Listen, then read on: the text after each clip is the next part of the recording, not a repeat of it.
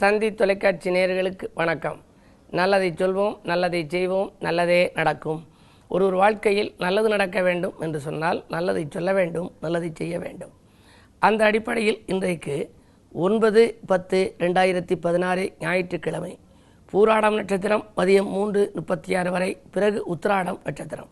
இன்றைக்கு நவராத்திரி விழாவிலே துர்காஷ்டமி, நாளைக்கு சரஸ்வதி பூஜை என்ற ஆயுத பூஜை, நாளை மறுநாள் விஜயதசமி, அம்பிகை வெற்றி பெற்ற தினம். பொதுவாக இன்றைக்கு நான் உங்களுக்கு சொல்ல இருக்கிற நல்ல கருத்து, துயரங்கள் போக்கும் துர்க்கை வழிபாடு இன்றைக்கு நீங்கள் வைத்துக்கொள்ள வேண்டும். நவராத்திரி விழாவிலே இல்லங்களிலும் சரி, ஆலயங்களிலும் சரி கொலு வைப்பார்கள். கொலு பொம்மைகள் என்று நாம் சொல்லக்கூடாது. பொம்மைகள் கூறும் உண்மைகள் என்னென்ன அப்படிங்கிறத நீங்கள் ஆராய்ந்து பார்க்க வேண்டும். மனிதன் எப்படி வளர்ச்சியடைந்து கொண்டிருக்கிறானோ, ஜீவராசிகளுடைய வளர்ச்சியை அந்த படிகளிலே வைக்கிறார்கள். பொதுவாக கொலு வைக்கின்ற பொழுது ஒற்றைப்படையிலே இருக்க வேண்டும். 5 படி, 7 படி அல்லது 9 படி அல்லது 11 படியாக இருக்க வேண்டும். முதல் படியிலே ஓரறிவு உயிரினங்கள், அது என்ன அப்படின்னா புல், பூண்டு, அதெல்லாம் ஓரறிவு உயிரினம். 2வது படியிலே ஈரறிவு உயிரினம், வண்டு, நண்டு. அப்படி 3வது படியிலே கொஞ்சம் பறக்கக்கூடியது. இப்படி 4வது படியிலே 4 அறிவு உயிரினம். 5வது படியிலே 5 அறிவு உயிரினமாக இருக்கக்கூடிய இந்த மாடு, கன்று இவைகளெல்லாம் வைக்கலாம். 6வது படியில் மனித பொம்மைகள், 6 அறிவு ஜீவராசிகள். 7வது படியிலே தெய்வங்கள், மகான்களை வைக்க வேண்டும். 7வது படியிலே மகான்கள் உருவங்கள். 8வது படியிலே தெய்வ விக்கிரகங்களை வைக்க வேண்டும். 9வது படியில் நடுநாயகமாக விநாயகப் பெருமானை வைத்து ஒரு பெரிய சிம்மாசன பீடம் அமைத்து அதிலே அம்பிகையை ஒவ்வொரு நாளும் ஒவ்வொரு விதத்தில் அலங்கரிக்க வேண்டும். வரத்தை கொடுக்கின்ற வைஷ்ணவி வடிவம், இன்பங்களை கொடுக்கின்ற இந்திராணி வடிவம் என்றெல்லாம் நான் சொல்வது உண்டு.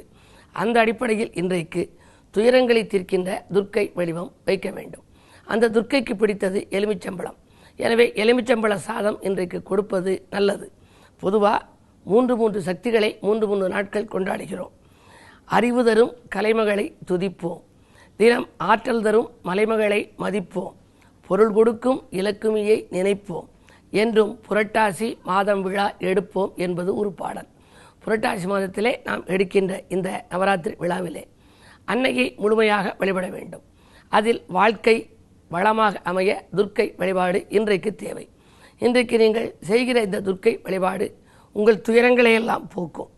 ஈசானிய மூலையிலே இல்லத்திலே கொலு வைக்க வேண்டும். வருகிற கன்னி பெண்களுக்கெல்லாம் நீங்கள் ஏதாவது அவர்களுக்கு உணவுகளையும் கொடுக்கலாம். ஜாக்கெட் பிட் மற்றும் குங்குமச்சிமிலிருந்து குங்குமத்தை எடுத்துக்கொள்ள சொல்ல வேண்டும். இன்றைக்கு என்ன கிழமையோ அந்த கிழமைக்கு ஏற்ற அதிர்ஷ்ட நேரத்திலேயே கூட அவர்களுக்கு துணிகளை வழங்கலாம்.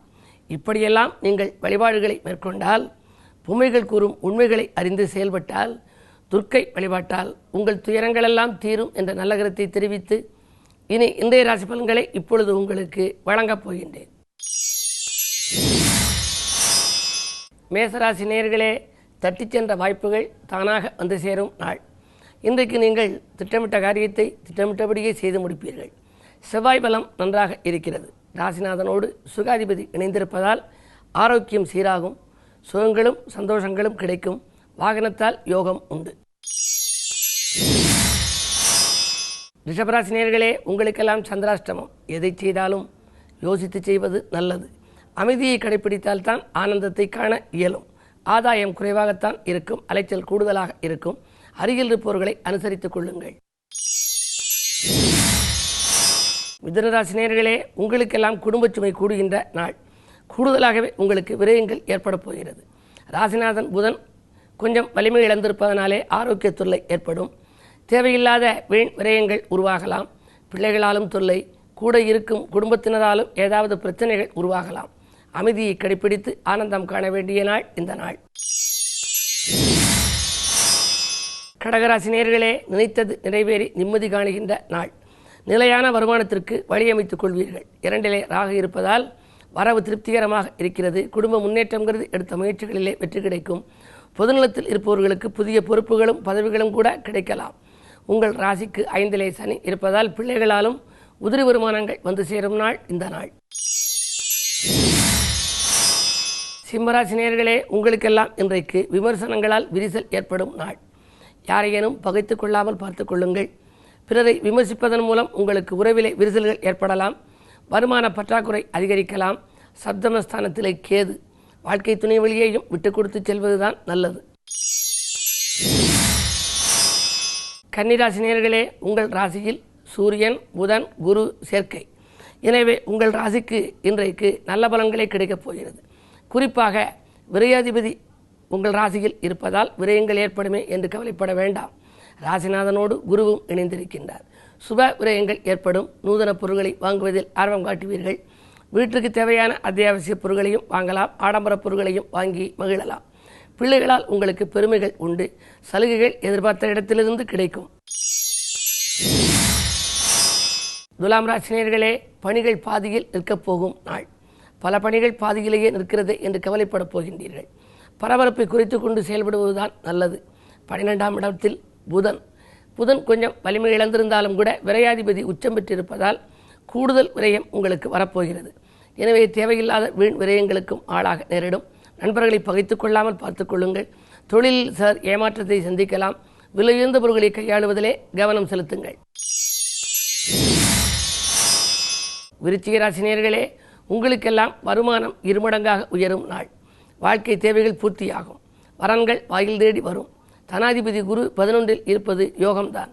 11க்கு அதிபதியும் உச்சம் பெற்றிருப்பதால் இன்றைக்கு தொழிலில் எதிர்பார்த்ததை காட்டிலும் கூடுதல் வருமானம் கிடைக்கும். ஒரு சிலர் கிளைத்தொழில் செய்யலாமா என்று கூட சிந்திப்பர். 2இலே செவ்வாய் இருப்பதால் சொத்துக்கள் வாங்க விற்க உகந்த நேரமாக இந்த நேரம் இருக்கிறது.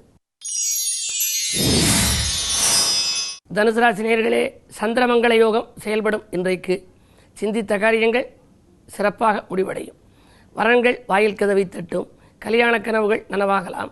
தாராளமாக செலவிட்டு மகிழ்வீர்கள். வாங்கிய சொத்தை விற்றுவிட்டோமே என்று கவலைப்பட்டவர்கள் புதிய சொத்துக்கள் வாங்குவதற்கான அறிகுறிகளும் தென்படுகின்றன. பணியாளர்களை மாற்றம் செய்வதன் மூலம் உங்களுக்கு பாதிக்கு மேல் இருக்கின்ற துயரங்கள் குறையும். கட்டிடப்பணி தொடரும் நாள் இந்த நாள். மகர ராசி நேயர்களே, மகிழ்ச்சி அதிகரிக்கும் நாள். இன்றைக்கு உங்கள் எண்ணங்கள் எல்லாம் எளிதில் நிறைவேறப் போகிறது. குருவின் பரிபூர்ண பார்வை இருப்பதால் குழந்தைகளாலும் நன்மை கிடைக்கும். கூட இருக்கும் நண்பர்களாலும் உங்களுக்கு நன்மைகள் கிடைக்கலாம். வீடு கட்டும் முயற்சியில் ஏற்பட்ட தடைகள் இனி அகலும். பெற்றோர் வழியில் உங்களுக்கு பிரியங்கள் கூடலாம். 2இலே கேது இருந்தாலும் கூட 2க்கு அதிபதி பலம் பெற்றிருப்பதால் கொடுத்த வாக்கை கடைசி நேரத்திலாவது காப்பாற்றி விடுவீர்கள். கும்பராசி நேயர்களே, உங்களுக்கெல்லாம் ஆரோக்கிய தொல்லை அதிகரிக்கும் நாள். இன்றைக்கு ஆதாயத்தை காட்டிலும் விரயங்களே கூடுதலாக இருக்கும். வாழ்க்கை துணை வழியே விட்டு கொடுத்து செல்வது நல்லது. அஷ்டமத்தில் குரு இருப்பதால் அலைச்சல் அதிகரிக்கும். குழந்தைகளை உங்கள் மேற்பார்வையில் வைத்துக்கொள்வது நல்லது. வாகன பழுதுகள் ஆகிறதே என்று கவலைப்படுவீர்கள்.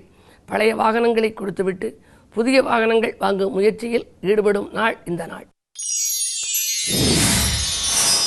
மீனராசி நேயர்களே, உங்களுக்கெல்லாம் இன்றைக்கு ஒரு இனிய நாள். பயணங்களால் பலன் கிடைக்கும். பண தேவைகள் உடனுக்குடன் பூர்த்தியாகும். தொலைபேசி வழி தகவல் உங்கள் தொழிலுக்கு உறுதுணை புரிவதாக இருக்கும். நட்பால் நல்ல காரியம் நடைபெறும். பெண்வெளி பிரச்சனைகள் அகலும். உங்கள் வாழ்க்கையில் மாலை நேரத்தில் இன்றைக்கு ஒரு மறக்க முடியாத நபரை சந்திக்கப் போகின்றீர்கள். மேலும் விவரங்கள் அறிய தினத்தந்தி படியுங்கள்.